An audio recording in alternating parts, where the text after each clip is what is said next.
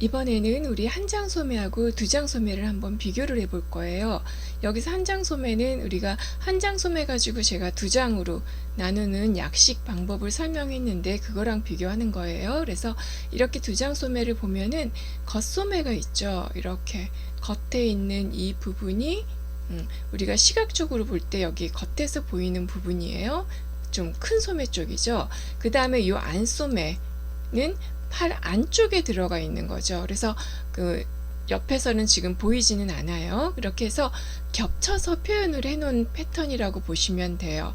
그만큼 두 장의 연결선을 나란히 해서 형태를 가장 유사하게 만들었다고 보시면 되고요.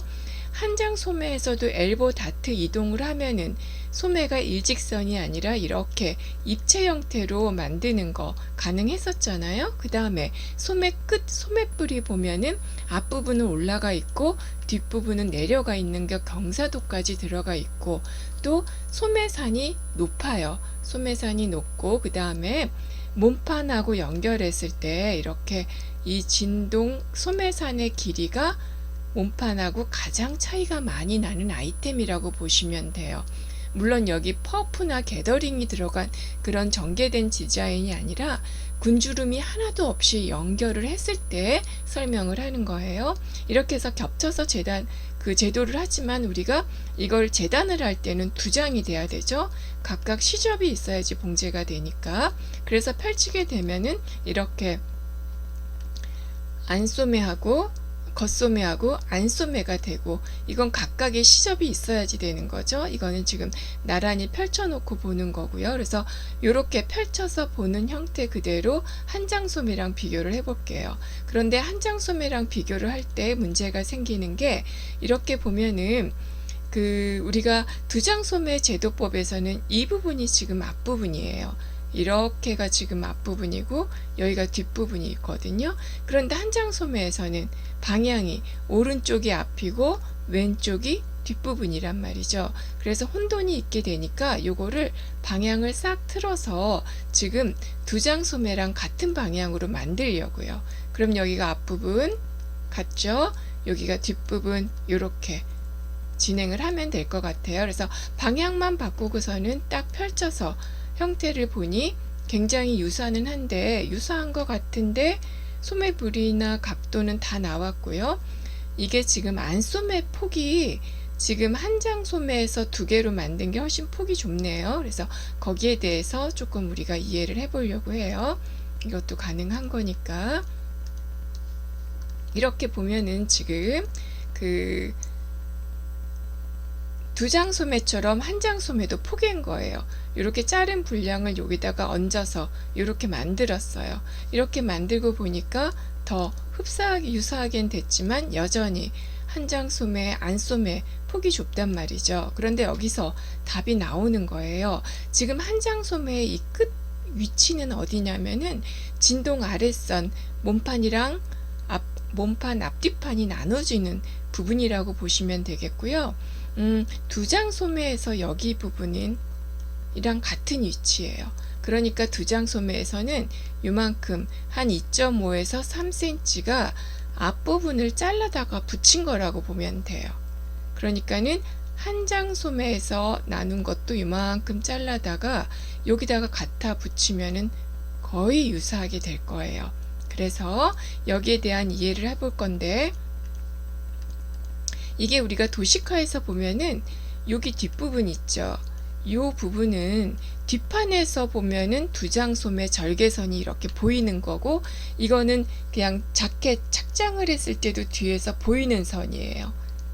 그런데 앞판의 경우는 우리 몸판에서도 이 옆에 사이드 패널 이쪽 선이 거의 겹치게 보여준다고 했잖아요. 그래서 생략하는 게 낫다 이렇게 설명했듯이, 두 장 소매도 이 위치는 거의 여기서 겹쳐지는 선이고 두께의 항목이 포함이 되는 거기 때문에 표현을 안 해주는 거거든요. 그 원리대로 이해를 하시면 돼요. 두께 항목에 표현이 되기 때문에 이게 2, 3cm 앞으로 가거나 뒤로 가거나 거의 겉면에선 표시가 안 난다는 거, 그렇게 해서 이해를 하고 그 다음에 유사하게 만들어 볼게요. 그렇게 해서 아까 설명했던 것처럼 이렇게 끝난 거 앞판 부분을 잘라다가 여기다 갖다 붙이면 되겠죠. 그래서 딱 갖다 붙여봤더니 거의 유사하게 나왔어요. 여기 진동선이 조금 안 이쁘네요. 그건 차차 수정하기로 하고, 그런데 이것도 우리가 잘 생각해 보면 어떻게 되는 거냐면은 잘라내서 이 부분이 아까 제가 갖다 붙인 게 아니라 여기가 갖다 붙여야 되니까 이렇게 되는 거죠. 이해되셨나요? 그런데 이 공간을 살짝 요 2.5나 3cm 앞으로 이동한다고 생각하고 이 선을 그대로 만들어 준다고 생각을 하면 돼요. 그렇게 하고 나면은 지금 이 길이하고 요 길이가 봉제가 될 거니까 길이 같은지 확인을 하고요. 여기 1, 2mm 다르면 요거 수정해 보면 되고, 요 진동 아랫선이 이쁘게 되지가 않았는데 그거 해결을 해 볼게요. 그것도 확인을 해 보면은 이렇게 두장소매 지금 안소매하고 만난 부분 거의 유사하게 됐죠. 이렇게 지금 비교해 보면은 이렇게 됐고, 폭도 이제 마음에 들고 여기 부분만 만만하지가 않은 것 같아요. 그래서 여기를 해결해 볼게요.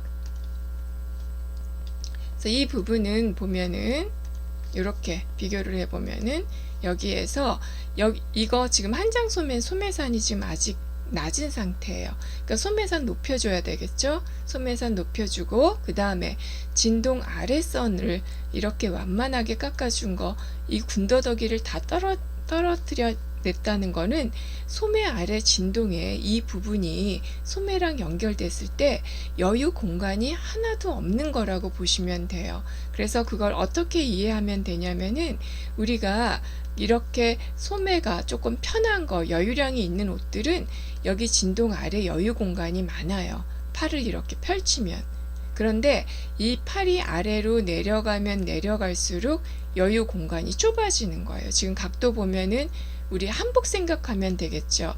이렇게 T자형이었다가 T자형에서 아래로 내려갈수록 여유 공간이 적어지는 거고, 자켓의 경우에는 완전히 여유 공간이 없는 거예요.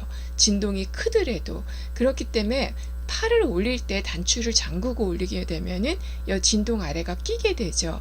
그래서 자켓 입어보신 분들은 이해되실 거예요. 특히 정장류.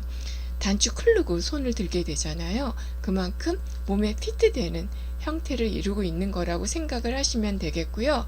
그 다음에 우리가 한장 소매일 경우에도 지금 우리가 이렇게 몸판이랑 진동선을 같이 만나지 않도록 이렇게 표현을 해주는, 한장 소매에서도 해주는 경우가 있는데, 그런 경우는 어떤 경우냐 보면은 예를 들어서 한장 소매, 이거는 엘보 다트 같은 거 하나도 이동 안 한 그대로 한장 소매의 경우에도 이렇게 이동을 시켜줘요. 그 이유는 지금 이게 몸판이랑 시접이 만나면은 봉제할 때 한 번에 봉제 쫙 할 때는 괜찮아요. 예를 들어서 몸판하고 소매산하고 먼저 연결해주는 아이템 있죠. 셔츠 같은 경우. 그 다음에 몸판 아래통을 갖다 연결해줄 경우에는 한 번에 봉제될 때는 쉬워요. 그런데 옷감이 두껍거나 몸에 피트되는 경우에는 진동선이 만난다는 거는 시접이 여러 겹이 겹친다는 뜻이잖아요. 그러니까 그럴 경우에는 이렇게 일부러 몸판을 변경해 주는 경우도 있고요. 그 다음에 소매를 이렇게 소매의 연결선을 이동해 주는 경우가 있고, 그렇게 해서 잘라서 연결을 해주면은 일부러 시접 부위를 어긋나게 해서 진동 아래가 불편하지 않게 된다. 요거까지 이해를 하시면 될 것 같아요. 그래서 한장 소매를 가지고 두장 소매 이렇게 소매산 높이는 것까지 다 하려면은 초보자, 아직 제도를 많이 안 해본 상태에서는 오히려 헷갈릴 수가 있거든요. 그러니까 영상을 참고하고 두장 소매, 제대로 된 두장 소매를 제도해 보시면은 조금은 더 수월하게 제도를 해 보실 수 있을 것 같아요.